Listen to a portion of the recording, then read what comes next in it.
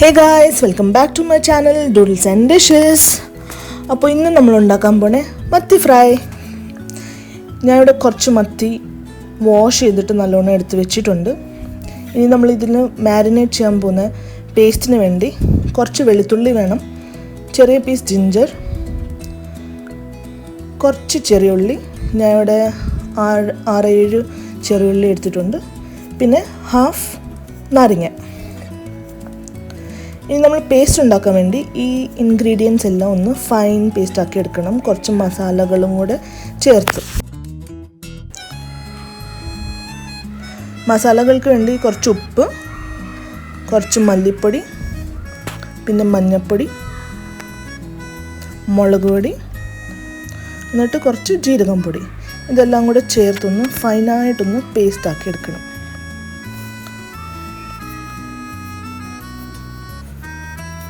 ഞാൻ പേസ്റ്റ് ആക്കിയിട്ടുണ്ട്. ഞാൻ പേസ്റ്റ് ആക്കുമ്പോൾ ലെമൺ ആഡ് ചെയ്യാൻ മറന്നുപോയി.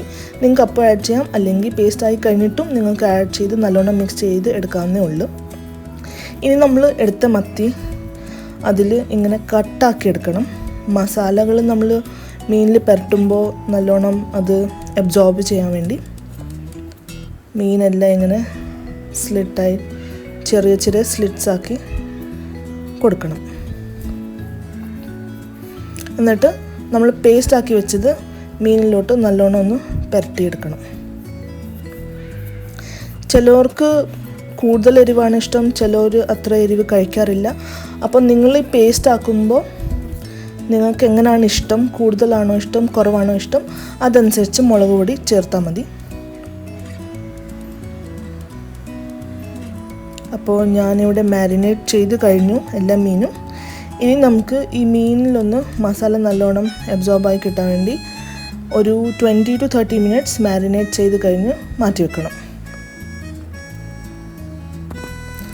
നമുക്കിനി ഒരു പാൻ എടുത്ത് അതിലോട്ട് കുറച്ച് എണ്ണ പുരട്ടാം. ഇത് നോൺ സ്റ്റിക്ക് പാൻ ആയതുകൊണ്ട് എനിക്ക് കൂടുതൽ എണ്ണയുടെ ആവശ്യം വരില്ല. ഞാനിവിടെ കോക്കനട്ട് ഓയിലാണ് യൂസ് ചെയ്യുന്നത്, എനിക്കതാണ് ഇഷ്ടം. നിങ്ങളുടെ വീട്ടിൽ കോക്കനട്ട് ഓയിൽ ഇല്ലെങ്കിൽ വേണമെങ്കിൽ റൈസ് ബ്രാൻ ഓയിലോ സൺഫ്ലവർ ഓയിലോ യൂസ് ചെയ്യാവുന്നേ ഉള്ളൂ. ഇതിലോട്ട് കുറച്ച് കറിവേപ്പില ഇട്ട് നമ്മൾ മാരിനേറ്റ് ചെയ്ത് വെച്ച മീൻ ഓരോന്നായി ഇങ്ങനെ പാനിലോട്ട് ഇടാം. ഈ വെളിച്ചെണ്ണ ആകുമ്പോൾ നല്ല മണമാണ് വരുന്നത്, ഒരു ടേസ്റ്റും ഭയങ്കര എൻഹാൻസ് ആയിട്ട് വരും. എനിക്ക് വെളിച്ചെണ്ണയുടെ ടേസ്റ്റ് ഭയങ്കര ഇഷ്ടമാണ്. അത് ഇഷ്ടമില്ലാത്തൊരു നോർമൽ റിഫൈൻഡ് ഓയിൽ യൂസ് ചെയ്യുക. അപ്പോൾ ഇത് ഒരു സൈഡ് വെന്ത് വരുമ്പോൾ നമുക്കിത് തിരിച്ചിടാം.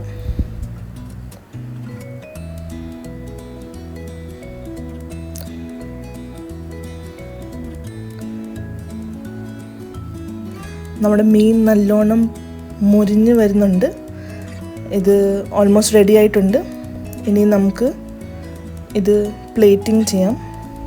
ഈ മീൻ മത്തിന്ന് പറയുന്നത് എനിക്ക് ഭയങ്കര ഇഷ്ടമാണ്. ഇത് ചൂട് ചോറും നല്ല നാടൻ കറിയും അതിൻ്റെ കൂടെ കഴിക്കാൻ ഭയങ്കര നല്ല രുചിയാണ്.